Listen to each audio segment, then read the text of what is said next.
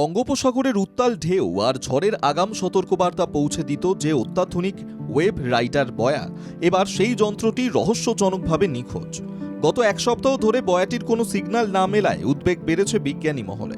হায়দ্রাবাদ থেকে আসা ইনকোয়েসের বিশেষজ্ঞ দল বকখালি, গঙ্গাসাগর ও কাকদ্বীপ উপকূলে শুরু করেছে জোরদার অনুসন্ধান। 2023 সালে ইনকোয়েস বিদ্যাসাগর বিশ্ববিদ্যালয় এবং পূর্ব মেদিনীপুরের মৎস্য দপ্তরের যৌথ উদ্যোগে দীঘা উপকূল থেকে প্রায় 30 কিলোমিটার গভীর সমুদ্রে বসানো হয়েছিল এই অত্যাধুনিক বয়াটি। জলের তলায় কংক্রিটের ভারী বোল্ডারের সঙ্গে লোহার তারের দড়ি দিয়ে সেটিকে সুরক্ষিতভাবে বাঁধা ছিল। প্রাথমিকভাবে বিজ্ঞানীদের অনুমান, গত 29শে জুনের প্রবল জলোচ্ছ্বাসে দড়ি ছিঁড়ে যাওয়ায় বয়াটি ভেসে যায়। এরপর থেকেই বন্ধ হয়ে যায় তার সিগন্যাল। নির্দিষ্ট স্থানে পৌঁছে দেখা যায় সেখানে আর বয়াটির কোনো অস্তিত্ব নেই।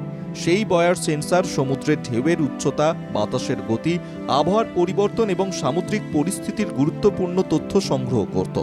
সেই তথ্যের ভিত্তিতেই তৈরি হতো আগাম সতর্কবার্তা, যা গভীর সমুদ্রে থাকা মৎস্যজীবীদের নিরাপদে যাতায়াতে গুরুত্বপূর্ণ ভূমিকা পালন করত। গত রবিবার থেকে 3টি দলে ভাগ হয়ে অত্যাধুনিক অনুসন্ধানী যন্ত্র নিয়ে চিরুনি তল্লাশি চালাচ্ছেন বিজ্ঞানীরা। তবে প্রতিকূল আবহাওয়া এবং উত্তাল সমুদ্রের কারণে উদ্ধার অভিযান বারবার বাধার মুখে পড়ছে।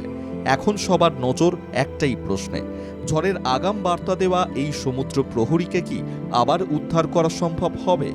সেই উত্তর খুঁজতেই দিনরাত চেষ্টা চালিয়ে যাচ্ছেন বিজ্ঞানীরা। দক্ষিণ 24 পরগনা থেকে গোপাল শীলের রিপোর্ট, বাংলা জাগো।